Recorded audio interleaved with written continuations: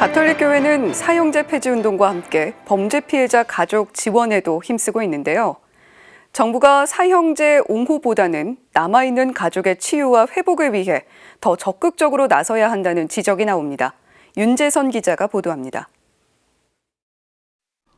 범죄 피해자 보호 지원 제도를 안내하는 동영상입니다. 범죄 피해자나 그 가족은 언제든지 범죄 피해자 보호 지원을 신청하실 수 있습니다. 이는 범죄 피해 구조를 시민의 기본권 중 하나로 규정한 헌법 30조에 따른 겁니다. 범죄 피해자들을 위한 지원은 범죄자들의 벌금에서 일부 떼어낸 기금으로 마련합니다. 올해 범죄 피해자 보호 기금 예산은 1,133억여 원. 이 가운데 기금 운영비 등을 제외한 주요 사업비에서 범죄 피해자와 가족에게 지급되는 직접 지원비는 283억여 원으로 전체 기금의 25%밖에 되지 않습니다.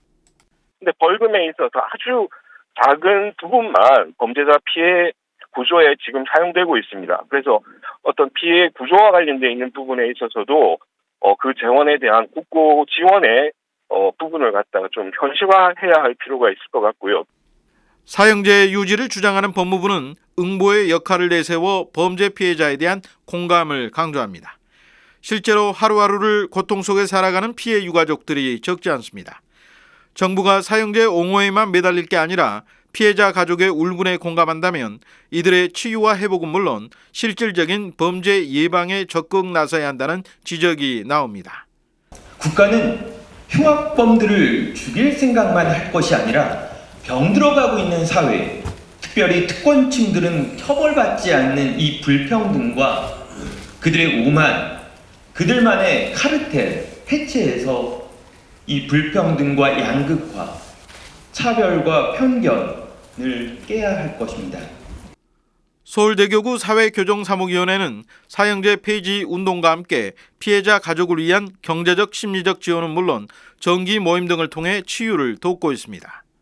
피해자들 가족들이 서로가 함께 모여서 한 달에 한 번씩 모임을 가지고 있는데 우리가 이제 해밀이라고 합니다. 해밀이라는 거는 비온 뒤에 땅이 굳는다라는 그런 말로 되어 있는데 그런 어려운 사정들 사이에서 그 이후에 서로 만나서 서로가 또 가족이 되어서 땅이 굳는 사형은 또 한 명의 폭력 희생자를 낳고 또 다른 한 가족에게 지울 수 없는 상처와 고통을 안깁니다.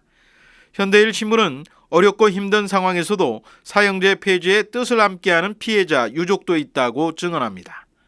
오히려 이렇게 사형제도로 인해서 또 한 명이 죽으면 그러한 피해자 가족이 한 명이 더 생기는 것이라고. 그래서 얼른 이거 폐지를 해서 사람이 사람을 죽이는 일이 더 이상 있어서는 안 된다라고 하면서 국가의 책무는 합법적 살인에 있지 않습니다.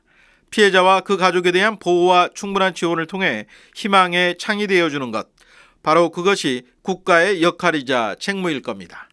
CPBC 윤재선입니다.